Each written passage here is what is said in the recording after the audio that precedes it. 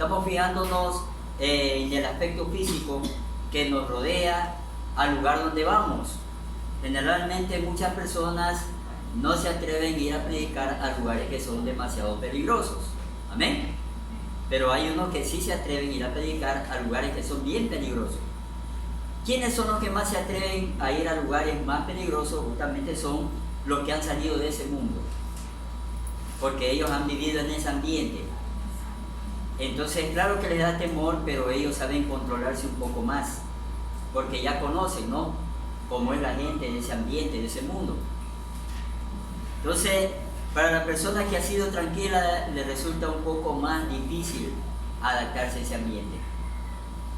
En la isla Trinitaria, hace años atrás, me conversaban que había cristianas cuyos hijos eran pillos, habían muchachos que eran pillos de madre cristiana. Entonces estos muchachos sabían que las madres llevaban el dinero de la ofrenda en las Biblias, y estos muchachos cogían y cuando andaban robándole a la gente en la calle, también le robaban a los hermanitos y a las hermanas les quitaban las Biblias, porque ellos imaginaban que todas esas hermanas cargaban el dinero en la Biblia, así como la mamá de ellos, ¿no? Mire hasta dónde el poco temor que tiene la gente, ¿no? Porque no se dan cuenta, pues, de que la palabra de Dios es lo que los puede salvar y rescatar de este mundo. No se dan cuenta de eso, están ciegos. Bien dice la palabra del Señor, la gente está ciega. Leamos, dice: siempre me ha impactado el texto bíblico cuando, tras mucho intentarlo, los discípulos se dan por vencidos y simplemente confían en el Señor Jesús. Cuando ya iba amaneciendo, se presentó Jesús en la playa, mas los discípulos no sabían que era Jesús. Y les dijo: hijitos, ¿tenéis algo de comer? Le respondieron: no. Él les dijo: echad la red a la derecha de la barca y hallaréis. Entonces la echaron y ya no la podían sacar por la gran cantidad de peces. Es allí cuando obtienen resultados. Amén. Como bien dice aquí, Dios mismo traza las estrategias, Dios mismo. Pero es obvio que cuando estamos buscando de Dios, Dios nos va a dar luz para eso, ¿no? Tenemos que estar siempre en comunión con Dios, ¿no? Y Dios mismo nos va a dar la estrategia necesaria para predicar su palabra. No importa qué difícil sea la persona, nunca ponga usted su mente y su corazón en que si la persona es difícil, no es difícil, si es atea, no es atea. Simplemente usted pida en oración que Dios le permita predicarle la palabra a esa persona sin importar quién sea, y Dios mismo le va a permitir hacerlo. Amén. Es como cuando hubo las guerras de Josué, ¿no? Dios le dijo a Josué: esfuérzate y sé valiente. Y escúcheme bien, la palabra de Dios no miente. Si Dios le dijo a Josué que se esfuerce, es porque ha de haber sido un hombre que no se esforzaba mucho. Y si le dijo a Josué que sea valiente, es porque Dios ha de haber visto en Josué que era un hombre que no era tan valiente. Por eso dijo: esfuérzate y sé valiente. Y Dios le dijo: y yo estaré contigo, para darle hasta más confianza.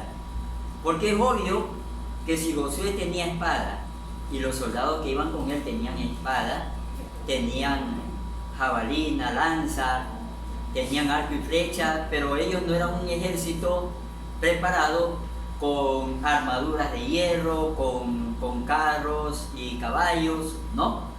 Porque habían ejércitos que eran bien preparados y bien armados, con tremendos escudos casi del tamaño de una persona. Entonces imagínense a un grupo de militares o soldados solamente con su espada tratando de batallar con gente bien armada. Era casi imposible. Entonces ahí es donde Dios tenía que poner, donde Josué tenía que poner su confianza en ¿quién? En Dios, sabiendo de que Dios le iba a dar la victoria sin ponerse a observar al enemigo cómo estaba. ¿Sí me voy a entender? Si él se concentraba en el aspecto del enemigo, le iba a pasar lo que le pasó a los 12 espías. ¿Se acuerdan lo que pasó con los 12 espías? Solo Josué y Caleb dijeron, podemos vencerlo porque Dios está con nosotros. Pero los otros 10 se fijaron en el aspecto físico. No se fijaron en que Dios los mandaba y que Dios iba a ayudarlos a derrotar. Ya se habían olvidado que había hecho Dios milagros, maravillas y señales para sacarlos de Egipto. Ellos ya se habían olvidado de eso. Entonces ellos tenían un Dios poderoso. Pero aún así, ellos se fijaron que en esa tierra había gigantes, que habían ejércitos bien armados, que habían ciudades bien fortificadas. O sea, prácticamente esos 10 espías no creían que Dios podía darles la victoria. Eso es lo que creían esos 10 espías. Amén. Entonces uno, para predicar la palabra, simplemente tiene que atreverse. Ayer domingo yo le dije a los hermanos de la iglesia, porque allá en la iglesia sacamos al culto a la calle una vez al mes, sacamos y hacemos el culto en la calle. Hicimos el culto en la calle, nos parecía que iba a llover, que iba a haber un aguacero fuerte, pero nos arriesgamos a sacar todo, silla, parlantes, todo. Y mire, gracias a Dios hicimos el culto en la calle y había gente que estaba escuchando ahí del barrio, estaba escuchando la palabra. Habían unas vecinas ahí que no sé si que estaban dando chismes, pero dejaron de hablar y se pusieron a escuchar toda la palabra y el culto que estábamos dando, ¿no? Incluso una de ellas llamó a la hermana que estaba recogiendo la ofrenda para también poner su ofrenda. Entonces le digo, es verdad que Dios nos marca la estrategia, simplemente hay que obedecerle. Pero si nosotros nos ponemos a estar viendo los aspectos, ¿no? Imagínense que uno hubiera dicho, no voy a hacer porque parece que va a llover fuerte. O me da vergüenza porque los vecinos, las vecinas van a ver que sacamos sillas, sacamos parlantes. No, van a decir, ya van a empezar otros bulliciosos a molestar. Y empezamos a fijarnos en el aspecto físico de las cosas. Y Dios quiere que nos fijemos en que el poder está en Él. Y nosotros simplemente tenemos que poner un pie hacia adelante, o sea, empezar a caminar. Y Dios hará el resto. ¿Amén? ¿Sí me voy a entender? Dios hará el resto. Vamos a lección 2. Lección 2.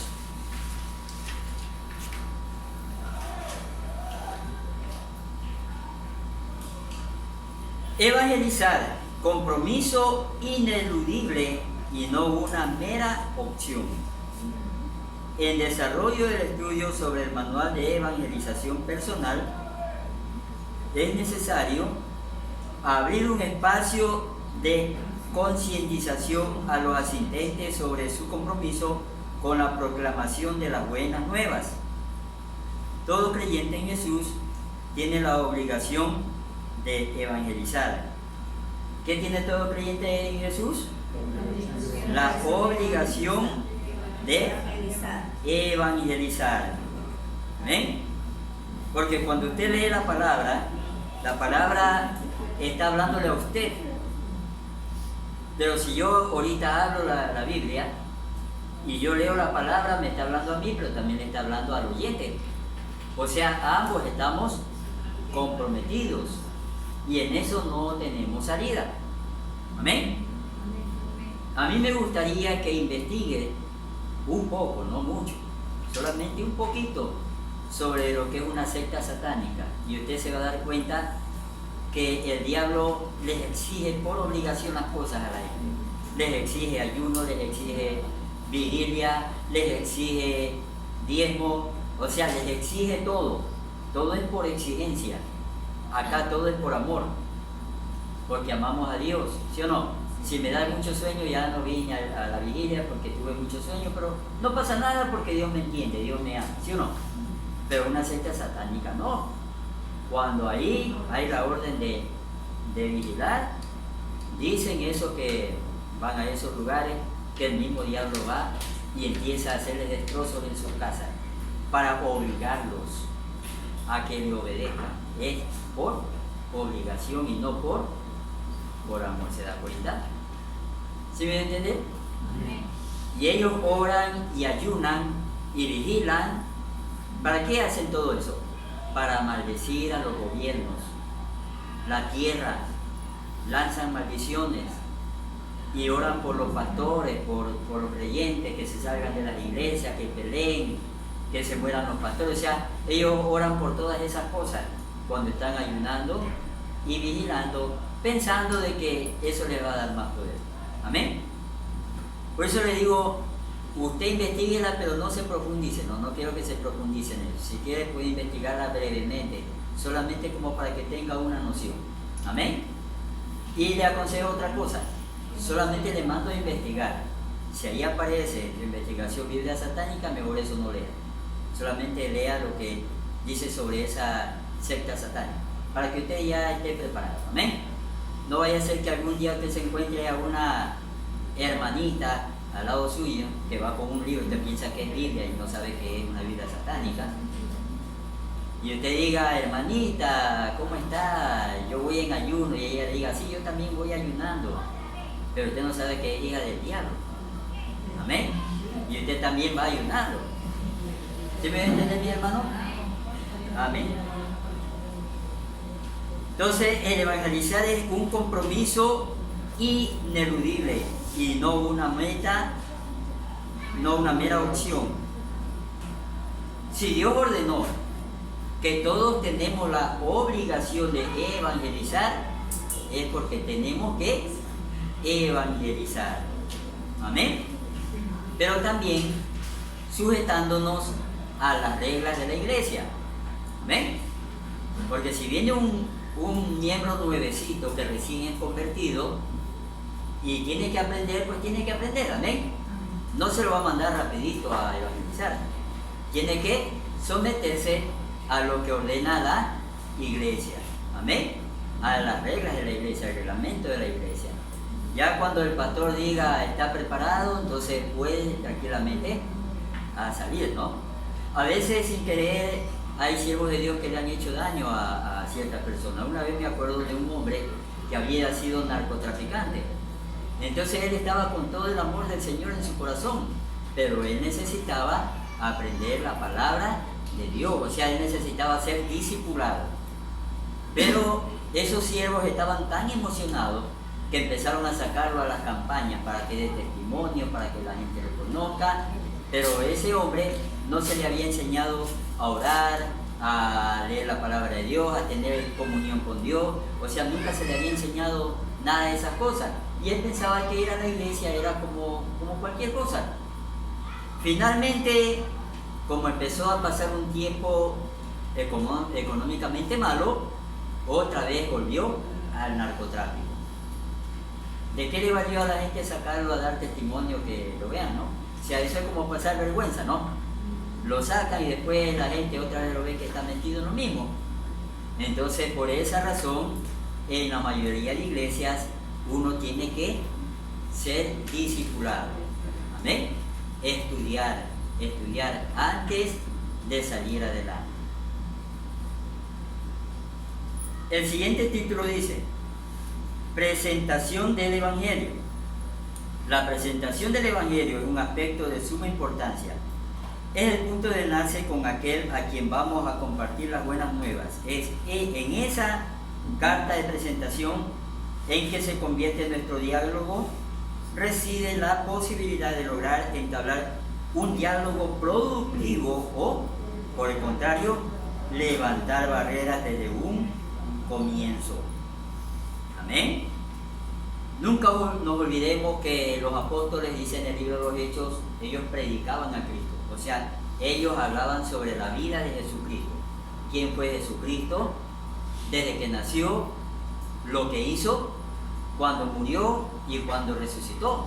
Y lo que ellos hacen en el nombre de Jesús. O sea, esa era la predicación de los apóstoles. Le digo esto porque hay muchos en la calle que salen a pelear con la gente, ¿no? A pelear con la gente. Venga alguien asomado en una ventana, le dice, te vas al infierno con tu diosecito de piedra, ¿no? O le dicen, ya mismo cojo ese cuadro que tienes ahí, que lo reviento en la cabeza. O sea, hay gente que no sabe predicar. Amén. piensan que predicar es ponerse a pelear y discutir. No, la palabra de Dios no es para pelear ni discutir. Si hay un religioso de otra religión o de una secta que quiere conversar conmigo, está bien, conversamos. Pero eso no significa que él me va a convencer a mí. Tampoco significa que de repente usted lo convenza, a menos que Dios vaya a hacer algo en esa persona. O sea, usted siempre tenga eso en mente, ¿no? Bueno, si quiere saber algo le digo, pero no me voy a poner a pelear con esa persona por la Biblia, ¿no? Dios puede pelear solo, ¿para qué yo voy a pelear por Dios si Dios puede pelear solo? ¿Amén? ¿Cómo abordar a una persona? Inicialmente aborde un tema neutral. Hay muchas formas de abrir un diálogo. Lo más aconsejable es acudiendo a un tema neutral. Algo que de inmediato no asocie el interlocutor con el Evangelio. De lo contrario, aquellos que tienen algún grado de prevención podrán levantar una barrera que impida la comunicación. Amén. Bueno, ahorita hay muchas formas de entablar un diálogo con una persona, ¿no? Generalmente yo voy en el colectivo, en el carro, hay gente que se sopla y le dice al de al lado, hace calor, ¿no? O hay otro que dice, sí sabe que ya dice que el virus está matando a tanta gente, ¿no? Entonces es ocasión de que si uno entabla una conversación, por ahí ya puede irle metiendo el Evangelio. ¿Amén? ¿Yo no?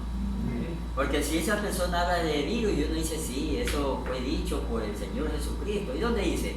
En Mateo capítulo 24.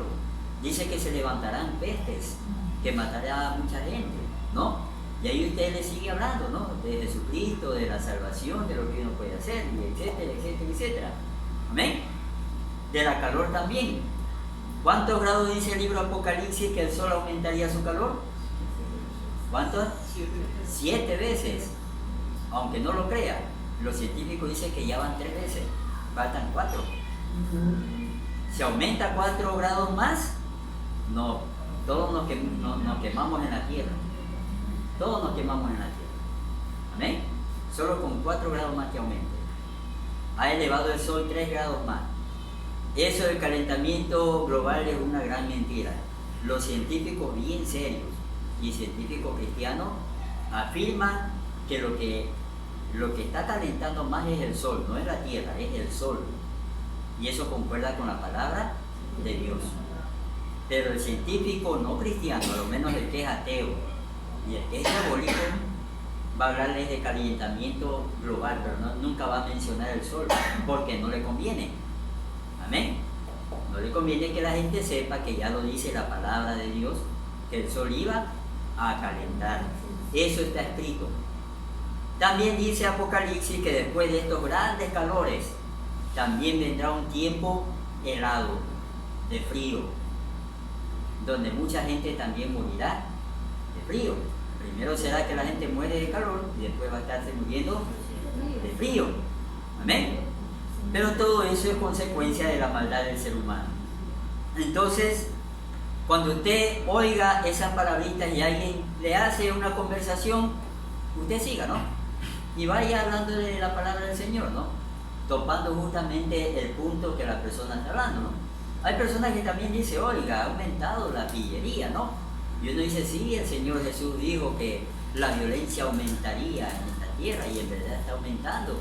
Pero hay una salida, hay una salvación, usted puede liberarse, ¿no? De ese tormento, usted puede liberarse de este mundo como está, ¿no? Tan pervertido, tan malo. Amén. Y presentarle el Evangelio de Cristo. ¿Qué tan fácil es entablar una conversación?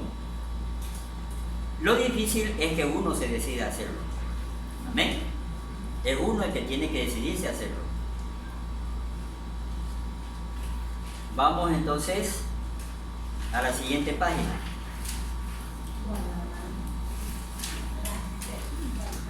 ¿Cómo hizo Felipe para hablarle del Evangelio al eunuco?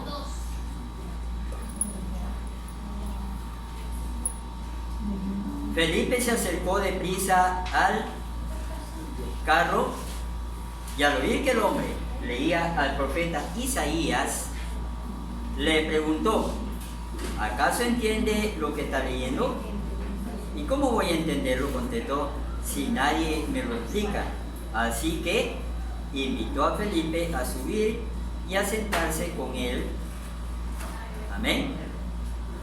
Y más abajo dice, entonces Felipe, comenzando con este mismo pasaje de la Escritura, le anunció las buenas nuevas de Jesús. A raíz de una profecía le habló de Jesucristo. Porque el eunuco estaba hablando o estaba leyendo la parte profética del libro de Isaías, donde dice que como oveja fue llevado al matadero. Amén.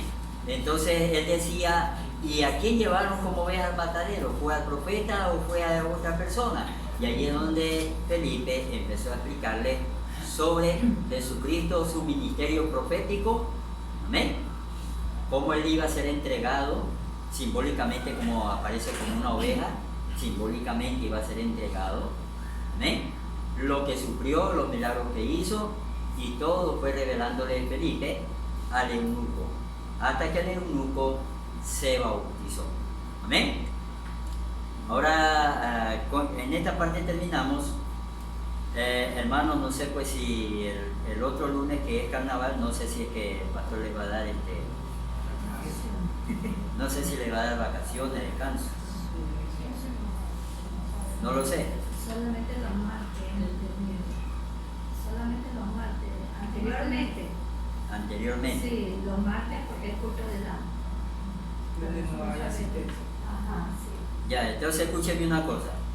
Si en caso el pastor Abel ordene de que el otro lunes no haya asistencia al seminario, entonces me trae un resumen del libro de evangelismo personal hasta la lección 5. Ya, usted sabe que el resumen es que usted va leyendo y va escribiendo lo que se le queda en la mente. 4 y 5 sería. Claro, porque ya tenemos las dos. Perdón. Entonces, 4, 5 y 6. 4, 5 y 6. Es para avanzar. Amén. El resumen de lección 4, 5 y 6. Y ahorita ya terminamos y me entrega el deber que ha traído. Hay que apagar el teléfono.